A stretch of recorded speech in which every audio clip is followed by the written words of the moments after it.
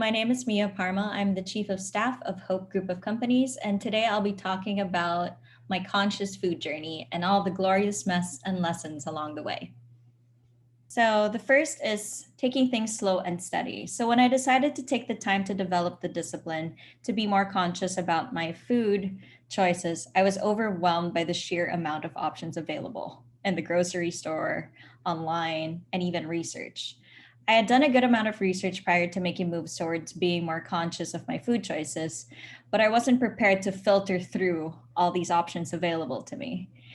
Since there has been a significant increase in studies of how a predominantly plant-powered diet has benefits across the globe, this has led to a shift in the traditional food sphere for alternatives such as oat milk, plant-based meats, and the like. So I won't dive into the facts and figures that reveal this, as these can be discovered on your own. Instead, I want to share what I've learned from my own personal journey. So first is really to take things slow and steady. This is a photo of kamayan, or a Filipino boodle fight, which is usually a celebratory meal shared amongst family and friends. And as you can see, it's vibrant. There's so many options. Everyone's super excited to dig in.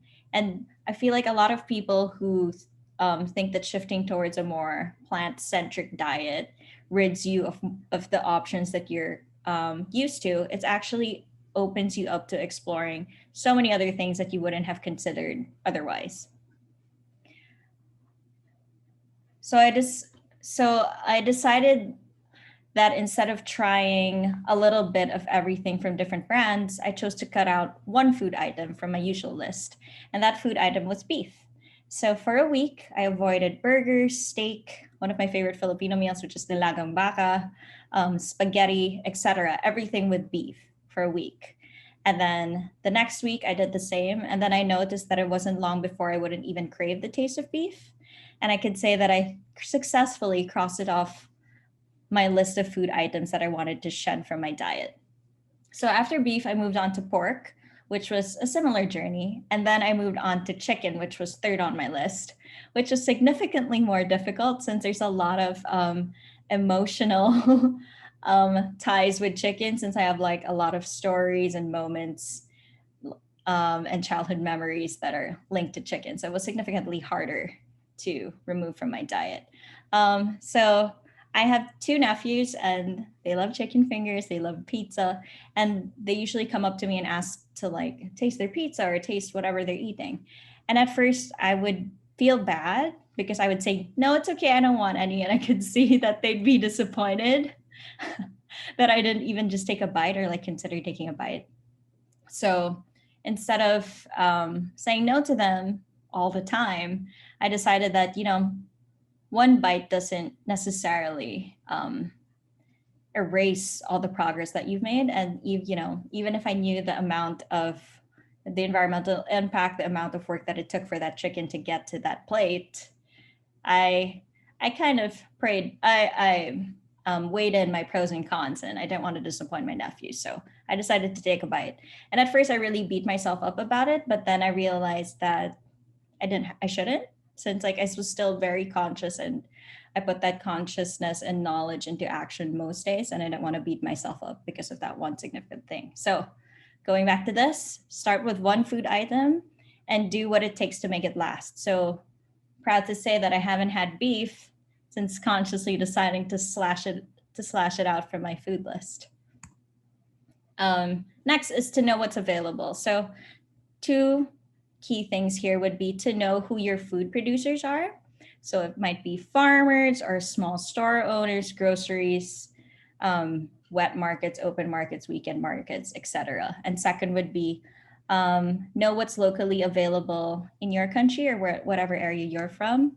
So every place in the world has their own locally grown or sourced food. Find out what's in season in your particular area and be sure to champion those. Next would be to budget. So you should always be working and exploring within your means. I know that generally whole foods that are in season are usually affordable, so I would recommend going for these. But for those who are worried about preserving these fresh foods, you could go for canned goods or preserved goods that are just as good. Next would be to explore. So these are my top four, I would say, food influencers that really motivate me and inspire me to continue this conscious food journey. So they're not all vegan. So Samira Kazan, who's actually my one of my favorite influencers ever, she promotes a dominantly plant-based diet. However, she still eats meats and prepares other foods. But what I like most about Samira is that she talks about the food science behind all her food prep, which is very interesting. Max Lamana talks about how his simple recipes are delicious and they prevent food waste. So he uses things like banana peels, etc., and he cooks these into his recipes. George Lee and Jika are two very young chefs.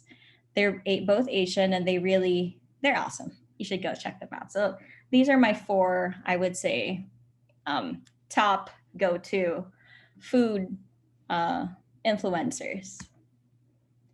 So my next point would be go out, make mistakes, and learn. So this is a photo of the first plant-based grilled cheese I ever made.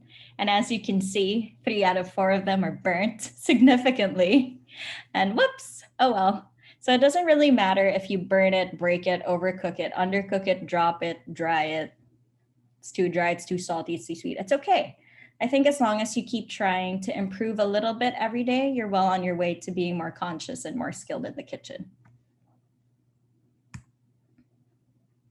So share and keep an open mind would be my last point. So sharing, when you learn something new about the food industry or a food hack, share it with a friend. And if you made a new dish, why not share it? I think it'll spark a conversation. And I think awareness is such a significant practice to have. Asking the right questions and doing your best to work with the knowledge you have and coupling it with realistic options available to you is something that is just as significant. I don't believe that there are perfect diets that can be shared across all peoples everywhere, but I do believe that the fundamental principles remain. So knowing where your food comes from, taking the food that you need, nothing more, nothing less, sharing what you can, when you can, and disposing the excess and scraps thoughtfully.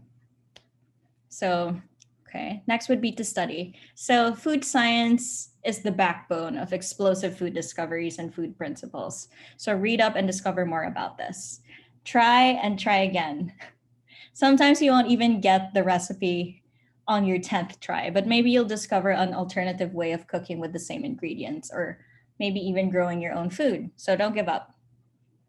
And last would be diversity. So I do believe that all bodies are different and each person has different needs. So in anyone's food journey, everyone should be respecting each other's process and progress and really just encouraging each other to grow. So there. That is my take on my conscious food journey, and I hope that you learned a little bit today. You can contact me here for any questions and needs.